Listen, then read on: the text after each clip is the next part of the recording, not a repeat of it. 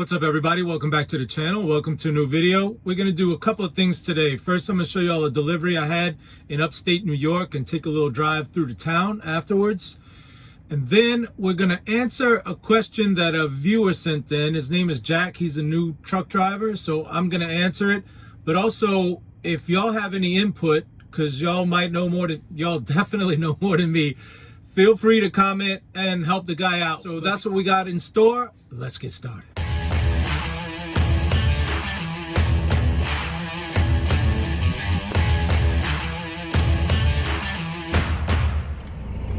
I'm just leaving this delivery in upstate New York outside of Albany.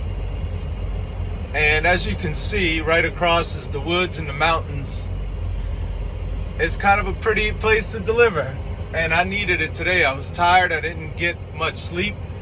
And so I didn't have to unload anything. They did all the work, which was music to my ears when he said, because I get here and give him the paperwork and I say, okay, what do you need me to do? And he goes, oh, just hang tight.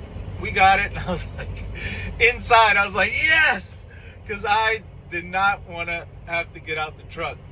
So anyway, they got me unloaded, and now I've got to drive through these narrow scales. I did another video kind of bemoaning the fact that scales are always so narrow, and I can't understand why. Watch this one. Here it is.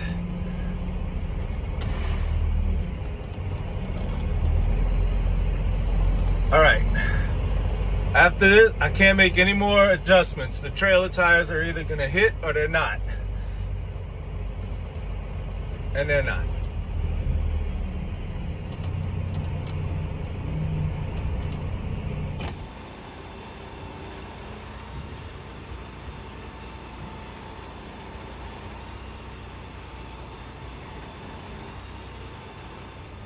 One thing about driving through small towns like this one with narrow roads is left and right turns. And I mean, left turns are easier to make than right-hand turns, but sometimes they're pretty tight. Now the good thing is, you probably noticed there's an 18-wheeler in front of me, so that gives me comfort in knowing that, hey, if he can do it, I can do it, but also he's gonna get to it first. So if something doesn't work out, then we can just say, oh, it's him holding up traffic, not me. So, but I think I'll be fine. Well, that dude made that turn perfectly fine, so I know I will. I got the arrow, so let's do this. I still swing it way wide.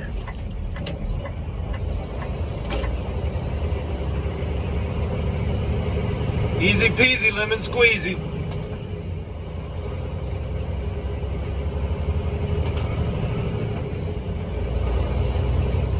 That's another thing I love about my job, is just seeing these little small towns. This is called Johnstown, New York. And boy, they're in the Halloween spirit, we'll say. Okay, so I gotta make a right-hand turn. Basically, I'm following this dude out to, he's gotta be going to Interstate 90 just like me. So y'all see what he did, how he swung it? I'm just gonna swing it even wider than he did. I'm not taking any chances. I'm in the left lane. Even though, oh look, tight curb right here. Glad I swung it wide. Because my trailer, had I not done that, that trailer would have hopped that curb. The Mohawk River. Wow, the Mohawk River's barely got any water in it. All right, I got the arrows, so y'all watch out, because I'm coming. Oh, you can see how this pickup truck inched up on the line? That's something that'll get you in trouble when the four-wheelers pull up too close. Now, he was fine, and I swung it way wide, but sometimes you can't make it, and they have to back up. Man, y'all look at the Mohawk River. You can't really see it, but I can, and it's quite picturesque. I'm at this tank wash. I've only been here once, and I thought the deal was you pull to the front, you go and check your trailer in, and then you pull around the back like I'm doing now. So I always try to do the right thing, and I always get screwed over for it. I go sign in, and as I'm walking back out to my truck, 2 other drivers, the ones in the 2 lanes next to me, they just come rip around the corner and jump ahead of me. Like, oh no, I guess they signed their stuff in after. So now I'm third. And that's just the way it goes for me, man. So I'm watching the guy. He's going to tell me when to stop, which is right about now. All right. Turns out one of the drivers that cut ahead of me was a driver I know from that channel, Life on 18 Wheels on YouTube. And he told me that the normal way is to pull around back first and then do the paperwork. So I'm glad I ran into him, because I would have kept doing it the wrong way. Anyway, what they do is wash the inside of the tank out with hot water, and then they steam it to get all the parts that the hot water couldn't reach. Then they'll take an air hose and put it in to kind of basically blow dry it and dry out your trailer. Now let's get to the viewer question. It was actually 2 comments that he left. I got it pulled up here. And the little bit of setup is he's a new driver, just got his CDL. He says he got a local job in Ontario, Oregon, driving year-round for a farm hauling company and hauling a few different commodities. So obviously, I guess this is liquid tanker. Okay? But here's the other part. If you're a CDL driver, pay attention to this. He says, I'm currently hauling a tank trailer and I've got a lot of questions. My company has 4 of these trailers and I can't tell if what I'm looking at is janky or acceptable. At first, my running lights were out, but it ended up being a fuse. All right. Then I had multiple slow leaks in the tires, so I got those patched up. All right. On top of that, you ready for this? These trailers don't have caps or lids on them, so if I don't fill it to the absolute brim, I get extreme surge, as well as make a big mess on the road. So it's essential to fill it up 100% every time, but it's hard because the consistency of the liquid varies. Sometimes it's thick, sometimes it's watery, and it flows differently. Okay, let's talk about this. If you were reading along, you notice I left out the part about the leaf spring. So we got a small farming ag company that might not even be a trucking company. It might be an ag supply company that delivers their own goods with only 4 trailers. So my experience with small companies is that they cut a lot of corners. They don't have the budget of like Prime or Swift, you know. So yeah, maintenance on trucks and trailers definitely takes a backseat at a lot, if not most small companies. Sure, there's exceptions. And there's always this sort of cavalier attitude towards stuff like that. Like, it'll be fine, just drive it. I don't know. Whereas, like at another company, you report a problem, and they're like, okay, well, take it to Lowe's and get it fixed. So just my opinion, just hearing that it's a small company serving the ag industry with air leaks, broken leaf springs, and all of this stuff, you're always going to be fighting to have properly working equipment. You know, these big mega carriers, they get new trucks every 3 years, but these smaller companies can't afford that. Now let's talk about the product hitting the ground. When I read that, I was like, wait, what? Product can never hit the ground. I mean, this is your license on the line here, and you're the sole person responsible for securing your load, as they call it. And when it's liquid, securing the load means not a drop hits the ground. I couldn't understand what you meant by there's no caps or lids. Like, I'm trying to picture the trailer. If there's no cap or lid, go ask your boss for a cap or a lid. Maybe you already have, and if your boss is like, nah, don't worry about it, and you told him, yeah, but boss, product is hitting the ground, and he said, don't worry about it, I'd be looking for a new place to work. I'm not telling you quit your job, but if you reported that you've got product hitting the ground because of a simple solution like getting a cap or a lid, and he said, nah, don't worry about it, bro, I'd be out of there. So if you're an experienced driver, particularly tanker driver, who's watching this, leave a comment. What do you think? As soon as I don't want to influence what you say, but man, when I hear that product is hitting the ground, and look, this is ag stuff, farm stuff, herbicides, pesticides, fertilizers. It sounds like this could be hazmat. First of all, if a drop of hazmat, if it's not hazmat, that's bad. But if it's a hazmat load and you got product hitting the ground, bro, man, I would not do that. I would not do that. But if you're an experienced driver, what do you think about this? Be nice to the guy. He just got his license. He's trying to figure out what to do. Offer constructive criticism. You know, help him out. What do you think? And here's a little mini story time for you. I actually have a real story time coming up, but here's a small one. I work for a small company, a plumbing company.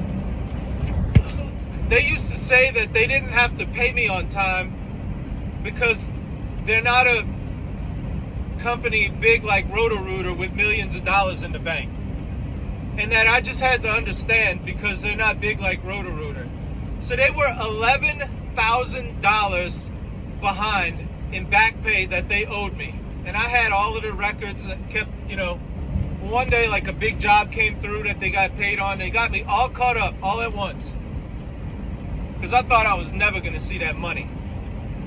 And then immediately after getting me caught up, they missed the next week's. We ain't got the money to pay you this week. You understand, we're not a multi-million-dollar company like Roto-Rooter. So then they got like $3,000 in the hole. And I was like, as soon as they catch me up, I am out of here. And sure enough, man, they're like, hey, we had a big job, here's your money. And I was like, I quit. I mean, I didn't quit on the spot, but...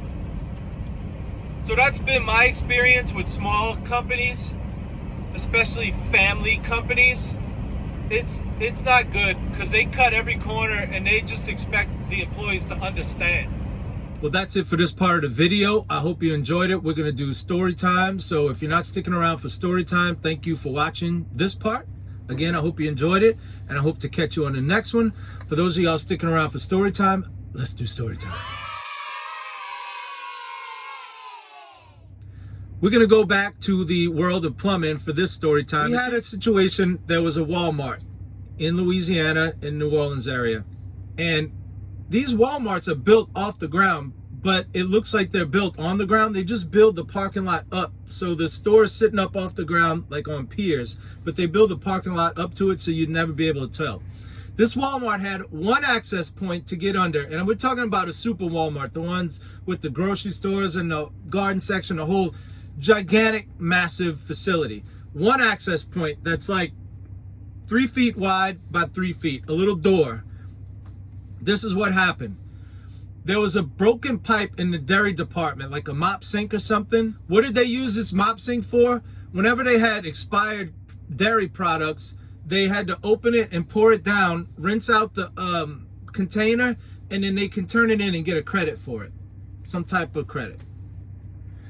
So the pipe broke. They didn't know. They had been pouring countless numbers of cottage cheese, sour cream, milk, buttermilk, all dairy products, pouring it, rinsing it with hot water down this drain that was broken. So it was just pouring on the ground below the store. Remember, it's only about 3 feet. You have to crawl on your hands and knees, okay?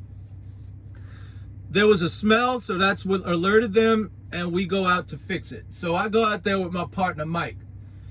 And neither one of us wanted to go. Remember, there's no lights and there's no sun, so it's pitch black. I'm talking about midnight black.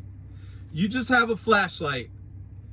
You open the door and it creaks, and it's not, you cannot see anything except for what your little flashlight points, right? It's scary. Neither one of us wanted to go under there. I'm like, you go. He goes, nah, you go. So we go. He goes, I'll tell you what. I'll go under and like diagnose it, get a parts list, everything we need, and you go under and make the repair. I was like, deal. The only reason I took the deal because I wanted him to go under there first. I didn't want to be the first man. And I'm not ashamed to admit it. I was scared. I can't tell y'all how dark it is. It is pitch black. Imagine closing your eyes and feeling like, what was the movie with the Hannibal? He did that. The movie with the Hannibal Lecter. Anyway, Silence of the Lambs. Remember at the end where the Clarice is in the house and the guy turns the lights out and she's trying to feel around. She's got a gun. And then that's how it is. Pitch black. So he comes out. He's like, bro, that was so scary. Oh, my. He goes, but here's your parts list. Good luck. He said, there's a lake of expired dairy products under there. Like a lake. And it's gross. And that's all he told me. I said, all right, well, I guess I can handle that. So I put on my chest waders, my jacket, thick rubber gloves. And what we would do is get, when people mix small batches of cement, there's like a plastic tub, real heavy duty plastic that you can put like 2 bags of cement in, some water and mix it around. But they float, so you can put all your tools and supplies in there and push them. They're big enough for 2 bags of cement, right? And my one little trusty yellow, you know those yellow flashlights that come with that big square battery? That's it. And I'm like, oh man, I can't believe it. My heart is pounding. I was scared. Pitch black. So I turn on the flashlight. I'd start crawling. You push the tub. I'm going to call it a tub, the pan, whatever. And I'm like looking around. And all you can see is that one right where that light. And it's not like it shines a wide beam. It's like a... So you just see what's directly in front of you. And I'm walking around, not walking, crawling on my hands and knees. Once you get 20 feet in, you realize like, okay, I'm committed. If something happens, it's like going to take me a while to crawl out. That's what's freaking you out. And it's pitch black. And all of a sudden I shine the light up and like on the ceiling, there's nests, N-E-S-T-S, nests of cockroaches. Like 1,000 at a time, and you could just hear them like buzzing. The sound and there's no sound under there. Remember, it's completely walled in, and just the sound of 1,000 cockroach legs, and it'd be a nest here, a nest there, and it's just like, oh man. And every now and then, the freakiest thing that exists on Earth is an albino cockroach, a white one, pure white. If you think a regular cockroach is freaky, scary, creepy, wait till you see a pure white one, and you're just like, oh man. I used to clean sewers. I have to get in the sewer, and you're crawling down the manholes just big enough for a person, and you're crawling down, and there's all the cockroaches like right there, and you're like, and then the white one comes, and you're like, oh, give me it. So anyway, back to the story. I'm underneath this Walmart, and of course the dairy, you know how big they are. Dairy section is way over there. So I'm crawling, pushing, cockroaches, and then you would hear, remember, you get the scope of the size and you can't see anything. It's just like, and all of a sudden you hear, you're like, oh, what was that? What was that? You shine your light. I don't have a weapon or anything like that. And it's something scampering, not a cockroach. I'm like, is that a cat? Is it a dog? Is it a werewolf? I don't know what is that, you know? And then all of a sudden you hear it again, and you just, I'm like freaked out, bro. So finally I get to the dairy department. Mike's trying to tell me it's kind of like you just go that direction, you have nothing to orient yourself. But then as I got closer, you could see the light shining down from the broken drain, and I'm like, oh, I see it. So I could crawl to that light. Speaking of light, as soon as I do this, the lake. All right, so I make it past the cockroaches, and I've got my one little light. This lake was so big, because this has been going on, I think, for months, of every dairy product you can imagine, already expired, poured down, chased by hot water. The lake was about this deep, and apparently dairy products turn into like a gel when they start to curdle and go real bad. And these went real bad. The smell, I can't even describe it. It was white. It was like a white gel. And I'm like, oh man. Oh man. And so I'm like wading through this lake of expired, rancid, thick dairy. And all I could do was get to the pipe. And at this point, I'm not using my hands because it would go into the gloves. So I'm just kind of like, I can't describe it without showing y'all. I get to the pipe and I'm like, I just sit down in this, and it's about this deep at this point, and I'm just sitting in it. So sure enough, we get the thing an expert quality repair by moi. And I'm like, okay, boom, put all my tools in the tub. Now, try as I might to keep my hands out of this stuff, you can't help it because your sleeve touches it and it runs up your sleeve when you do this. So this stuff has the worst smell. It's all over my tools and everything. I get out from under there, like I make my escape as fast as possible. And by the way, the cockroaches aren't just on the ceiling, they're on the ground. And as you're walking, they're like keeping up with you. Like, oh man. I get out of there. The smell of that stuff is permanent. Like my chest waders, I had to throw them away. That jacket, I rinsed it off. It still smelled. I put it in the back of the van. The van smelled. I went home, scrubbed it, Lysol. Like the smell is permanent. It was one of the worst jobs that I ever had to do. It might have been the worst because I was so scared, but I couldn't show it because you got to be a man, right? I'm not being a man right now. I did a video where I was crying because of a sad country song. Now I'm telling y'all, I was scared and just not freaked out is actually a better description. It's like, imagine just being somewhere where you're on your hands and knees, you can't defend yourself, you don't know what's under there, and it's pitch black, like your eyes are closed, right? Well, I had that little flashlight that. So anyway, that's my story about the scariest plumbing job I ever did. Nests of cockroaches, albino cockroaches, getting into sewers in New Orleans, lakes of expired curdled dairy products, and the aftermath of it all. I hope you enjoyed it. I hope to catch you on the next video. And until the next video, this is Jason signing out.